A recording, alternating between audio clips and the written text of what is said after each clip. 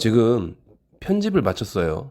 가만 생각해 보니까 제 채널을 처음 오시는 분들은 오해를 할 수 있을 것 같아서 먼저 꼭 알아두셨으면 하는 게 있어요. 저는 보험사 직원들과 약간 적대적인 상황인 경우가 많고, 보험사 끈앞풀도 아니고, 이전에 많은 영상에서 교통사고 피해자들은 가능한 한 최대한 많은 합의금을 받아야 된다라고 주장해 왔고, 그리고 아무런 정보가 없는 분들을 위해서 항상 제가 알고 있는 교통사고 합의금 사례들을 늘 공유하고 있었어요. 그러니까 제 채널에 처음 오신 분들은 이 점을 대전제로 염두에 두시고 내용을 오해하지 말아 주셨으면 좋겠어요. 예전에 교통사고 합의금을 적게 받아야 된다고 주장하는 사람들이 있다고 말한 적이 있어요. 몇 가지 패턴이 있다고도 말씀을 드렸었는데, 실제로 어떤 푸념들을 하고 있는지 알려드리려고요. 저는 늘 교통사고 피해자는 가능한 한 많은 합의금을 받아야 된다고 주장하고 있어요.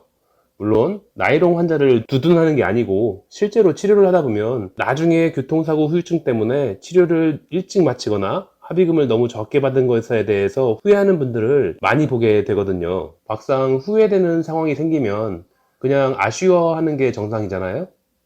아, 내가 잘 몰라서 피해자인데도 손해를 봤구나, 그렇게 해요. 그런데 일부는 남을 욕하기도 해요. 본인은 양심적이라서 합의금을 적게 받은 거고, 남들은 비양심적인 인간들이라서 합의금을 많이 받았다는 거죠. 물론 아닐 수도 있어요. 정말로 양심적으로 내가 손해를 좀 보고 사는 게 그게 남는 거다, 그런 분들도 있어요. 하지만 보통은 그냥 심리적인 방어 기제 같아요. 내가 합의금을 적게 받은 건 내가 양심적인 사람이기 때문이다. 절대로 합의금 많이 받은 사람들이 부러워서 이러는 게 아니야. 뭐 이런 상황인 거죠. 제 영상들에 대한 답변 중에 가장 정성을 들여서 가장 길게 이런 푸념을 적은 분이 있었어요. 사실 좀 오래된 댓글이긴 한데, 나중에 소재로 삼아야겠다라고 생각하고 캡처를 해뒀다가 오늘 컴퓨터 정리하던 중에 발견해서 이제서야 다뤄보려고요. 이 이유는 대본 대독을 할 거예요. 제가 아직도 좀 바빠서 유튜브 영상 업데이트를 한 달에 두세 번밖에 못 하겠어서 텀을 좀 줄여보려고요. 전에도 얘기했지만 저는 11월부터 한가해지기 시작해서 12월이면 매년 최저점을 찍고 쭉 한가하다가 다음에 2월이 되면 다시 바빠져요. 아직은 제가 유튜브를 적극적으로 할 시간이 안 돼요. 자, 이런 댓글이 달렸습니다. 질문 같은 게 아니라 푸념을 쭉 적어주신 건데, 제 기억에 이분은 한방 치료를 받는 교통사고 피해자에 대한 불만이 있었어요. 한 구절씩 읽어보면서 해석을 해드릴게요. 한방병원을 보험사가 좋아할 리 없죠. 이건 지난달 영상에서 다룬 적이 있는 내용이에요. 보험사는 한방병원, 한의원을 정말 싫어해요. 2017년이던가 자동차 보험 치료비 통계 발표상 한의원 치료비는 양방병원 치료비의 2배 가까이 돼요. 당연히 싫어하겠죠. 지난 영상에서도 다른 사례지만 양방병원에 다니고 있다가 한의원으로 바꿔서 다니겠다고 하면 즉시 합의금을 올려주는 경우도 있을 정도니까요. 예전에는 한의원은 자동차 보험 안 됩니다 라고 거짓말을 해도 잘 먹혔는데, 요즘은 안 먹히니까 참 짜증나기도 할 거예요. 그 다음 내용. 후방 추돌을 당해 물리치료를 다닌 적이 있는데, 한의원이었으면 침, 부항, 추나 뭐 이런 단어를 쓰셨을 테니까 아마 양방병원에서 치료를 받으신 거겠죠? 뒤에 계산해 드리겠지만 이분은 한방치료건 양방치료건 아무 상관이 없는 분이에요. 뭔가 착각하고 있는 거죠. 심하지는 않았지만 다행이죠. 가벼운 접촉사고로 1년 넘게 고생하는 분들도 엄청 많은데 크게 다치지 않았으면 무조건 감사할 일이죠. 가벼운 접촉사고를 당하고서 나는 이렇게 아픈데 왜 치료는 이런 것밖에 안 해주냐며 물리치료사를 붙들고 우는 환자분도 있어요. 물리치료 첫 주에 3번 다녔더니 법적 허용 빈도의 절반 정도로 치료받으셨다는 얘기네요. 별로 안 아프셨다니 그 정도면 충분하셨겠죠? 한방이건 양방이건 어떤 치료를 받던지 간에 최소 주 3회 정도의 치료는 사고 난 날로부터 11주까지, 즉 거의 3개월까지 인정돼요. 아주 경미한 사고라도요. 그런데 그렇게 자주, 그렇게 장기간 치료받으실 필요가 없으셨던 거죠. 연락 와서 50만 원의 합의. 이건 계산해 드릴게요. 일단 한방 양방은 아무런 변수가 안 돼요. 필요한 건 상해 등급과 치료 횟수뿐이죠. 아마도 요추염자일 테니 상해 12등급이고 그에 대한 부상위 자료는 15만 원입니다. 거기에 3회 치료에 대한 교통비는 24,000원. 그래서 15만 원 더하기 24,000원 해서 일단 17만 4천 원이 기본 합의금이고 50만 원을 받으셨다고 했으니까 기본 합의금에 향후 치료비로 32만 6천 원을 더 챙겨주신 겁니다. 요즘의 분위기로는 대략 13회 정도 통원 치료비에 해당되는 금액을 준 거죠. 요즘 통원 치료비는 1회당 2만 5천 원 정도로 계산해 주는 게 보통이니까요. 답글 다신 분은 합의 후에 13회 추가 치료 받을 필요가 있는 상황은 아니었죠. 이 정도 더 받으신 거에 양심의 가책을 느끼실 필요는 없어요. 아, 내 양심상 딱 약관에 나와 있는 대로 17만 4천 원만 받았어야 하는데 라고 자책하지 않으셔도 돼요. 어차피 3회 치료받은 환자에게 앞으로 13회나 치료가 필요할 거라고 생각해서 계산해 준 게 아니거든요. 일종의 위로금 정도로 생각하셔도 될 것 같아요. 뭐 50만 원이면 큰 돈은 아니지만 별로 아프지 않으셨다면 그 정도 금액이 불만은 없으셨을 거예요. 여기까지는 본인 얘기죠. 사고는 났지만 아프지도 않으니까 그동안의 불편함에 대한 심심한 위로가 되는 금액이잖아요.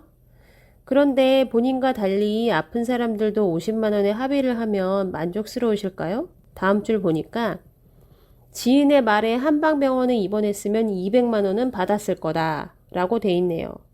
이것도 한방 양방 상관없어요. 어디든지 한 2주 입원해 있으면 그리고 퇴원해서 통원 치료 받고 있으면 보통 250만 원 정도에 합의하자고 찾아와요. 그 정도도 안 줬다면 만만해 보였거나 안 아파 보였거나 둘 중 하나일 테죠. 내 아는 사람들도 150에서 200은 받았더라. 이번 일주일쯤 했는데 그 정도 줬으면 그 친구의 지인이라는 세 분들도 별로 안 아프셨나 보네요. 이것도 한방 양반이 상관없어요. 이건 제 말뿐 아니라 교통사고 관련된 블로그, 카페, 유튜브 등등 다른 정보를 몇 개만 찾아보셔도 쉽게 알 수 있습니다. 양방병원에 입원했다가 퇴원했는데 돈이 급해서 너무 성급하게 합의하느라 250만 원밖에 못 받아서 후회된다. 이런 유튜브 영상도 있고. 근데 150에서 200만 원 받고 합의하신 그 친구의 지인분들은 욕하시면 안 돼요. 그분들 입원 기간에 급여 손실이 있었다면 오히려 손해였을지도 몰라요. 고액 연봉자라면 말도 안 되는 낮은 금액에 합의해 준 거고요. 그분들도 정말 양심적으로 그래 이 정도 다치고 만 거에 감사하자 라고 생각해서 그 정도밖에 안 되는 금액에 합의하셨을지 모르죠. 과실 짬짬이라는 단어를 사용하셨는데 이건 치료랑 상관없잖아요. 아마도 보험사끼리 뒷거래를 해서 10대 0 나올 사고를 8대 2로 만들었다던가 그런 걸 말씀하시나 본데 본인은 택시 사고에서 당하셨나 봐요. 이건 분쟁 심의에 넘겼어야 해요. 저도 정확한 기관 이름은 모르는데 그런 거 조정해 주는 곳이 있어요. 정말 교통사고 관련법상 10대 0이 맞는데 보험사끼리 짬짬이를 한 게 의심된다면 정확히 따졌어야 하죠. 종로에서 뺨을 맞았으면 종로에서 따졌어야지 한강에서 눈을 기고 있으면 어떻게 해요? 과실 비율을 정당하게 따졌어야지 뜬금없이 한방치료니 양방치료니 나이롱이니 타겟이 잘못됐잖아요. 요즘은 블랙박스 영상 공개만 해도 도움 주는 변호사분들이 많을 건데 가만히 있다가 당하셨나봐요. 나이롱 환자 병원 짬짬이라는 말을 쓰신 거 보니 제가 이전 영상에서 다룬 적 있는 사무장병원 얘기를 하시는 것 같습니다.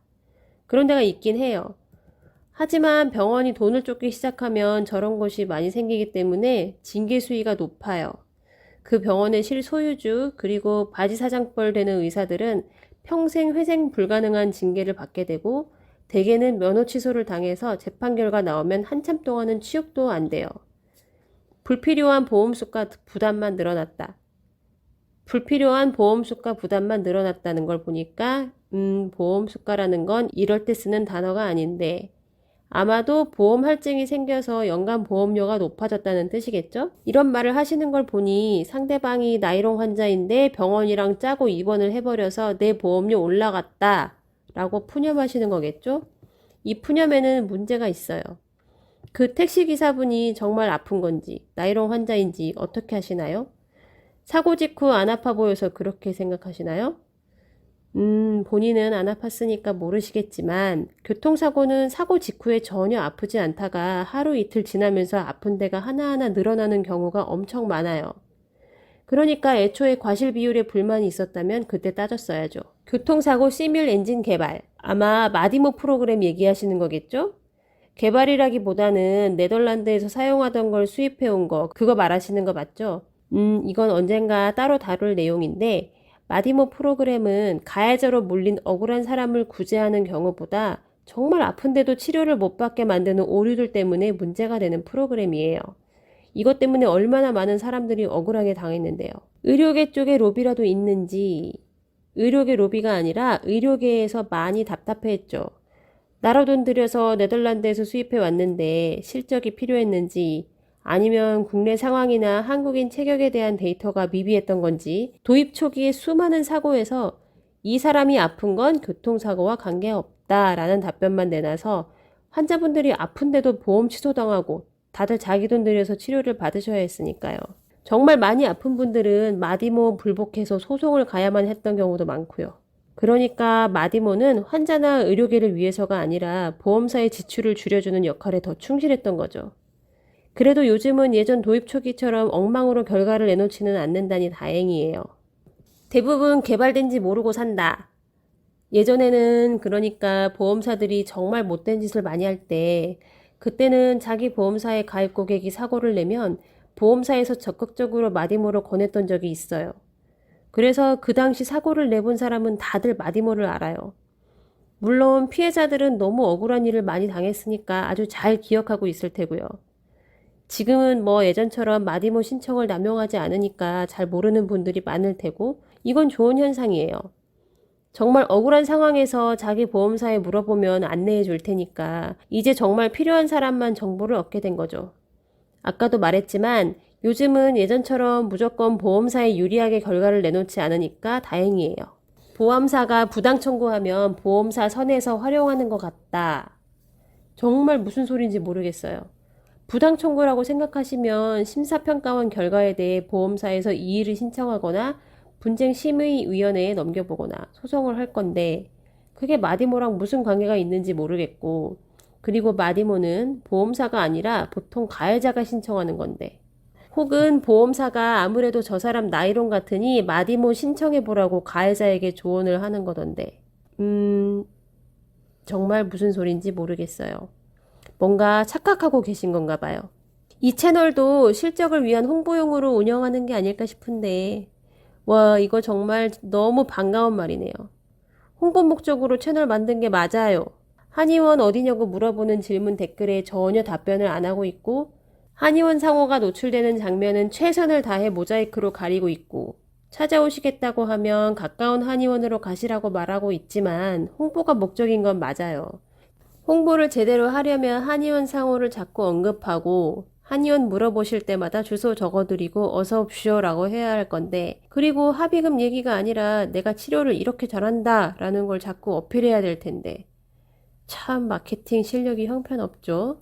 뭐 사고 피해자 분들이 제 영상을 보시고 여기저기 찾아가시다 보면 제 한의원에도 일부는 오실 테죠. 어차피 저는 유튜브 수익도 나잖아요. 영상을 보다가 중간에 졸아서 광고를 봐주시는 분들도 계실 테고 양심껏 산다는 게 결국 나이브하게 당하고 사는 게 되어버린 현실. 합의금을 적게 받은 거의 모든 분들이 이 이야기는 꼭 하세요. 다들 나는 양심적이라서 합의금을 적게 받았고 나이브하게 산다고 무시당할 수 있지만 그래도 나는 양심적으로 살란다. 뭐 이런 거죠? 에이 아니잖아요.